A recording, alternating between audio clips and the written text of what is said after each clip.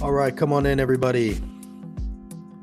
Welcome back to The Holler. tnholler.com is where you can find us at the TN Holler on Twitter and Facebook. We also have Hollers hollering all over the state thanks to your support. We really do appreciate that. Your small dollar monthly donations really do keep us going. And also, as always, we want to send a big shout out to the people who really support us. Lisa Parker, if you're buying or selling a home in Tennessee, do it through her. And Abby Rubenfeld, if you need a lawyer, she is very supportive of us. And she has actually been at the Capitol raising some hell on her own. We have a really exciting show today. I just want to get right to it. Really appreciate both of our guests that have joined us. Nikole Hannah Jones, who created the 1619 Project, which you've heard a lot about here in our state. And we'll get into that. And obviously our friend, Rep Justin Jones. How are you both doing today? Let's start with you, Nikole. How are you? I'm doing great. Thank you. Thank you so much for doing this. And Justin, thank you as always for joining us, for doing what you do up at the Capitol. I want to start by just kind of going back to how we sort of started to decide to do this. Justin, when you were first elected, one of the first things that happened was our governor had an inauguration. And you brought Nikole's book to the inauguration and you read it behind Governor Lee. There you are right there reading it behind Governor Lee. And then we posted about that and we tagged it. And I want to ask you, Nikole, when you saw that, what was your reaction to seeing Justin reading that book behind Governor Lee? I mean, I definitely tweeted about it because I just thought it was funny. I loved using that platform to send a message, and all I kept thinking was, I wonder what the governor is thinking, because in every shot of the governor, you were there with that book. So I just thought it was an amazing way to use that moment to push back in a very public way against this effort to censor ideas that politicians don't like. Yeah, Justin, I guess take us through your thoughts about why you chose Nikole's book and what it was like to do that in that moment. Yeah, well, this is the book that was at the inauguration, and it's just so important. You know, we live in a state that is the birthplace of the Klan, the birthplace of a lot of racial terror, and now we're trying to ban that history. And so it's so important to push back against this censorship of ideas, of thoughts, of our history. Our governor signed a bill to ban teaching of contexts that make people uncomfortable, of divisive concepts, as he calls them. And we need to challenge that narrative that is harmful for all Tennesseans. Who we are a state that needs to reckon with our history, that needs to be honest about our history. The governor always says that he's a seventh generation Tennessean, so his family has been here throughout much of that history. And so we need to be honest about that, and we need to be honest about our governor, who dressed in a Confederate uniform, even, about the history of our state and about how that history connects to the present policies that his administration continues to perpetuate against Black and brown and poor communities in our state. Yeah, Nikole, you were just mentioning before we came on here that a lot of the people that have an issue with your book haven't even read it. And I think that's an important and obvious point to make, and one that is very clearly true, especially here in our state. Can you talk a little bit more about, the misgivings and misconceptions, I guess is the word that people have Yes. about your book? Absolutely. I mean, so one, we know that the 1619 Project has been a useful weapon now in racially divisive political campaigns, that it has just become a stand-in the same way that critical race theory has become a stand-in as a means to stoke animus, and really as part of a large propaganda campaign. And so often it becomes clear in how people talk about the project, how people talk about the book, that they haven't actually engaged with the book, that they haven't engaged with the ideas, or that they, many of them don't even realize that most of the book is written by academic historians. So when you seek to ban the 1619 Project, you're banning students from learning from essays written by historians from Harvard, from Princeton, from Yale, from Penn, from Johns Hopkins. So what I really appreciated about what Representative Jones did is it's kind of forcing an acknowledgement of that, right? That this is a text that you think is so dangerous. Have you actually read the text, right? Have you engaged with the text? Because so much of the fights that we're having in our society is because we have not learned this history truthfully. And I think it's so interesting that you do have a governor who has worn a Confederate uniform before. So it's okay to remember those parts of our history.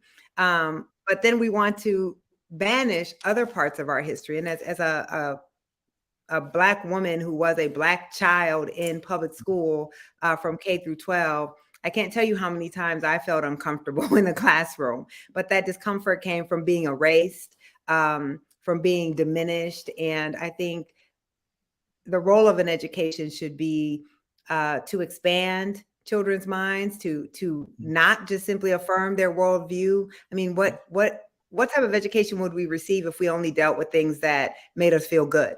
And the last thing I'll say is what's so interesting about these divisive concept laws is what they aren't arguing for is truth, right? They're not saying we have to teach students a truthful and accurate understanding of our history. What they are saying is we don't want to teach things that make them feel bad. And so the white is always silent in front of that. They're not talking about my child, right? They're not talking about children from marginalized groups. And they're also not seeking truth. That's so true. Yeah, Justin, I want to let you weigh in on that in 1 second. I just want to remind everybody kind of what your background was before you became an elected official. You know, you led these protests down at the Capitol where they tried to keep you off of a public plaza and spent millions of dollars to keep you off a public plaza. And also, you know, when I first met you, you were fighting to get the first Grand Wizard of the KKK's statue removed from the Capitol, which eventually you did. So, you know, I just want to ask you, now that you're in the legislature, you know, you hear Nikole talking about how these guys can't handle the truth or don't want the truth, basically. Has that been your experience since you've gotten in there? Has the things that you thought about them from the outside been confirmed now that you're on the inside?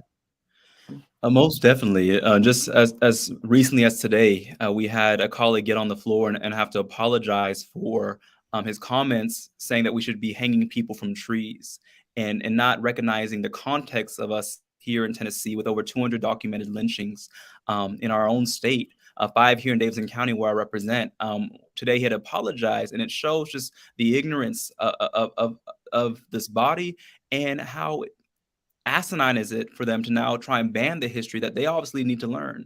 When I think of Nikole's work and I think of the summer protest we led, I think of another Tennessean who I actually keep on my desk here, Ida B. Wells, who said that the way to right wrongs is to turn the light of truth upon them. And we know Ida B. Wells was threatened and terrorized for her work to expose injustice, to tell the truth in our own state here. And instead of honoring Tennesseans like Ida B. Wells, we honor people like Nathan Bedford Forrest, one of the most shameful characters in our state's history. He has more things named after him in Tennessee than any other Tennessean, and that is not by accident. And so I think we have to reckon with that history. We have to reckon with the body that we're in here in Tennessee, where many of the same people trying to ban books are the same ones leveraging the same racial terror campaigns when we come to voter suppression, when it comes to trying to resegregate our schools. These are the same forces at play here.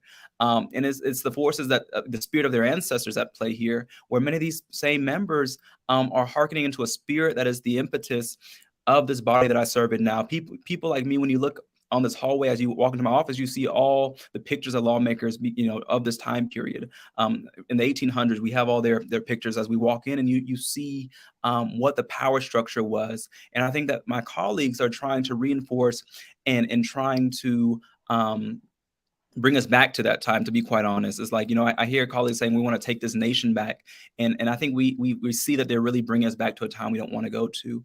And that more directly around this topic of book banning, it is particularly egregious that they're trying to ban these books. And I can't tell if it's because they're ashamed of what their ancestors did or because they're threatened with this other narrative against American exceptionalism. I think it's both. And because our governor always talks about this idea of Tennessee is America at its best and all this type of mythology of America. But what 1619 did was it forced us to see another narrative. It forced us to see another date. We love to talk about 1776, but let's talk about 1619. And let's talk about the truth of this nation's founding and its origins. And that is what's so threatening to my colleagues here, is that accurate telling of history, which completely eviscerates the mythology, the American mythology that we've been taught, and that my colleagues are trying to reinforce through policies.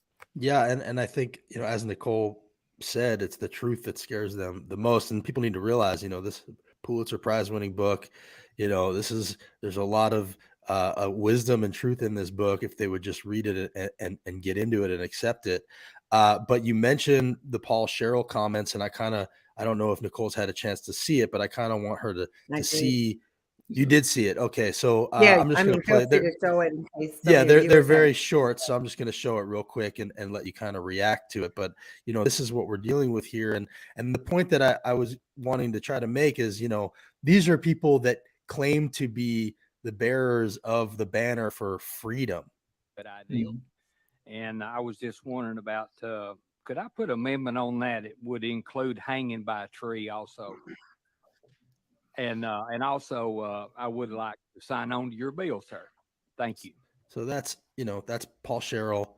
He apologized today. G.A. Hardaway rose and basically didn't really accept it. Justin Pearson rose and read off names of people in Memphis who were lynched.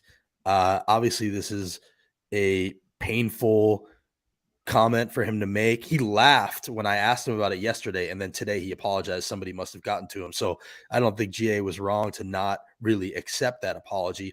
But in general, I think the government overreach party, which is what I call the GOP, they claim to be about freedom, but it's pretty clear that they care about anything but. You don't actually care about freedom if you only care about freedom when it's things you agree with. Is that something that you would sign on to, Nikole? Well, first, let me say it suspends common sense to believe that he did not understand what he was saying and the historical context in which he was saying it in a state like Tennessee. And really, I don't care where you are in America, you would have to have been under a rock for your entire life not to understand this nation's barbaric history of lynching, and particularly lynching of Black Americans. And as Representative Jones pointed out, Ida B. Wells had her newspaper burned down and had to be a refugee from the state of Tennessee because of lynching and her crusade to expose lynching. So these comments are not coming out of thin air, right? There is an intent behind them, and to not get the response you wanted and then apologize. Well, I'm glad you apologized, but there are a lot of Black people in that state for whom those remarks were tremendously hurtful. And it is learning the historical context that would prevent one from even trying to say, can I add an amendment where we hang people from a tree, are the exact type of context that is being challenged. Because here's the thing. All of these things happened in our history. They happened. What happened, happened. Now, we can learn about them and have the proper context for the society that we have and actually try to build a better nation because we learned from the past.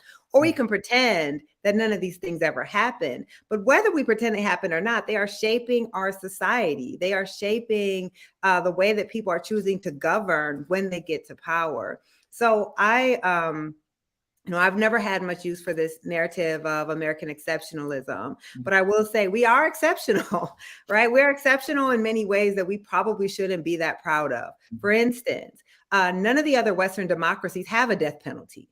We're the only one that still believes that we have the right for the state to put citizens to death because they have committed a crime. And that is also a legacy of slavery and anti-Blackness. There's a reason why we are the only one of those countries that won't abolish the death penalty, but also seem to believe in the most barbaric means of enforcing the death penalty, firing squads, right? Things that when we see them in other countries, we know how to call them out for what they are, but we accept them because the United States does those things. the biggest narrative of the 1619 Project is that by understanding that history, we can actually try to build the society that we think we already are, that we actually could be a great nation, and that any great nation can actually withstand the scrutiny of its past. So when I saw those remarks, they literally made my stomach hurt. My dad is from Mississippi, the lynching estate in America. And he's from the county that lynched more Black people than any other county in America. And this is not the history of Black people. This is the history of white people as much as it is the history of Black people. And this is the history of America. And we just have to get to a point where we can grapple honestly with it. Absolutely. And it actually wasn't really that long ago, and there are people were still being lynched in this country in the 1960s and 70s. Right. Trump would argue that what we witnessed with George Floyd was a lynching. I mean, I have argued as much. Yeah, absolutely. Justin, you didn't speak on the House forum. I know you wanted to, but I just want to give you a chance here to kind of weigh in on what Paul Sherrill did. And were you surprised that he apologized, and how did that ring for you? Oh my, yes. So what I haven't shared, I didn't have a chance to share with people yet, is that right after that session, I went straight to his desk and followed him out to the Republican caucus meeting. And just try to ask, number one, this is not just an isolated incident. Paul Sherrill's the same representative on the first day of Black History Month, he filed a bill to change John Lewis Boulevard to Trump Boulevard to erase some of our Black history. He's the same member who last General Assembly was one of only two, even Republicans voted for, teaching Black history in middle school. He voted against that in the last General Assembly. So this is a pattern of racist behavior from one of the most, I'm trying to think of a polite term, uneducated members of this body. And so I went up to him and I went in good faith and I said, Representative Sherrill, I heard you read this written, prepared statement that somebody wrote for him. And so I just asked him, how would he apologize in his own words, number one? And what are the accountability steps he's going to do to educate himself on the history of lynching in his own county, in White County, and also in our state? And he doubled down and told me that hanging and lynching are different. And so I said, Representative Sherrill, what's the difference? And he said, I got to go to caucus. And I said, I'll walk and talk with you. So I walked with him downstairs to where the Republican caucus was meeting. And he just refused to answer my question and refused to have any type of remorse or sincere behavior. That apology to me was insulting because it was not genuine. It was performative. And it was something that I told my own Black caucus, we need to continue to call for him to, no one with that mindset should sit on the Criminal Justice Committee or any committee in this state, deciding the laws that impact Black Tennesseans and all Tennesseans, but particularly Black Tennesseans disproportionately impacted by our criminal legal system. He has no place. His vile, ignorant, hateful, egregious, reprehensible commentary has no place in our present and in our future. And I'm hopeful that people are seeing and feeling this outrage as I do at his commentary. But I hope that we also realize that his comments are a symptom of a larger issue of white supremacy within this body. That he just overtly expressed what we see through policies every day, this dehumanization and violence against Black Tennesseans that we see every day in this body. And so I think that Paul Sherrill is a symptom of a larger sickness in this body. And I feel like his apology was not sufficient. And I'll be continuing to call, along with my other colleagues, for his removal from the committees that he sits on. Well, I'm glad we got a chance to hear that from you. I appreciate you sharing that story with us. Another thing that happened today, and then I kind of want to do some forward-looking stuff with Nikole before we let her go, and I really appreciate your time here with us. But one other thing that happened today was this morning, this banner was hung from a bridge in Nashville, and it was a swastika on Tennessee state map, which thanked Bill Lee for tirelessly working to fight. And I'm not going to say the words, but basically thanking him, and also for securing the existence of our people and a future for white children. So I just want to show that to say, like, they have an audience for this stuff. It's very clear that there are people who appreciate what they're doing. And, whether they like it or not, these are the people that they're standing shoulder to shoulder with. So, Nikole, what I want to ask you is, what are you feeling about the direction of this country? I know we go forward and back in lurches and stops and starts, but right in this moment, is there anything to have us feeling hopeful for where we're headed? Are you feeling some sort of reaction to the reaction to your book in any possible way? I mean, Certainly, what we're seeing is a response, one to we're seeing a backlash, or what Ibram X. Kendi, in the second to the last chapter of the 1619 Project book, in his essay called Progress, argues is whenever you see racial progress, you then see racist progress. And I think we are in a period of racist progress. It is coming, one, as an intensive backlash to the Black Lives Matter struggles and the so-called racial reckoning of 2020. That's when you see this entire anti-critical race theory propaganda campaign, the anti-1619 Project propaganda campaign. And you're also, of course, seeing a response to the changing demographics of this country. And we have been here before. So people often say, well, as our country becomes more diverse, our democracy will become more diverse, and that those old guard will lose power. But I'm like, you have to erase the entire South to believe that, because in the South, in many places, Mississippi, there was a Black majority.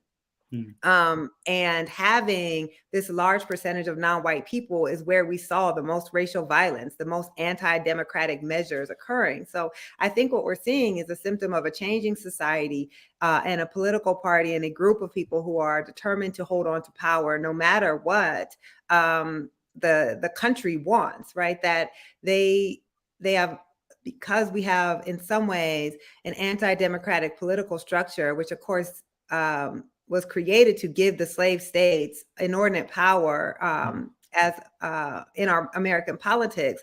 We are still suffering from that. And I just want to, so your question is, do I feel hopeful?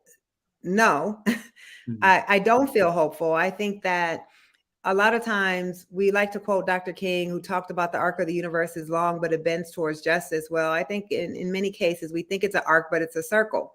And we just keep turning back on ourselves, and it doesn't bend in and of itself. If it's going to bend towards justice, we have to bend it.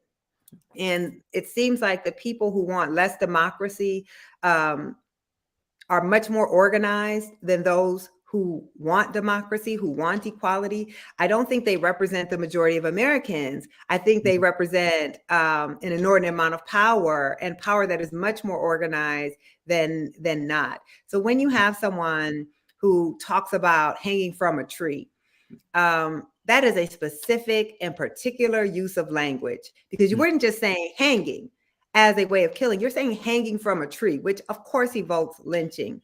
And so it makes me think of, I don't remember who said it, but it was when Donald Trump was running for president. And they said, okay, maybe you're not a white nationalist, but all the white nationalists think that you are, right? So what your personal beliefs are not really is irrelevant. It's how are you using that power? Who are you signaling? And how are you signaling to people about what America is going to be? So if there's hope, the hope has to be in us deciding, as what I think is a majority of Americans, that we're not willing to accept this type of politics, that we're not willing to cede our power to people who don't believe in democracy and equality. And that if we can't fight for the least of these, the fact that they hung that swastika and then targeted the most marginalized of the marginalized, right? A tiny percentage of our population who is the most marginalized, speaks to their understanding that if you can scapegoat the marginalized and we accept it, then there's not much that we will not accept. So I hope that people will decide that they don't want to be that America. But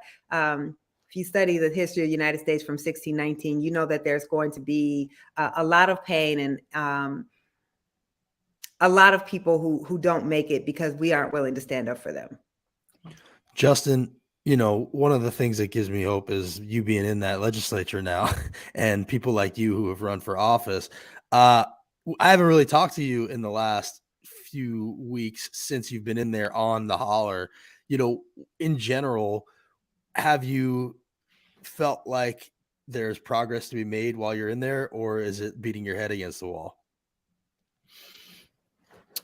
I think, and I take inspiration from your work, Nikole. I think, my presence here is to bear witness to what's happening. As I think about the Black lawmakers who were here during Reconstruction, a very limited period, and then for, a whole generation, you had none. But they were here and they were able to bear witness and to push and to get things on the record, to challenge the narrative of white supremacy that controls this body.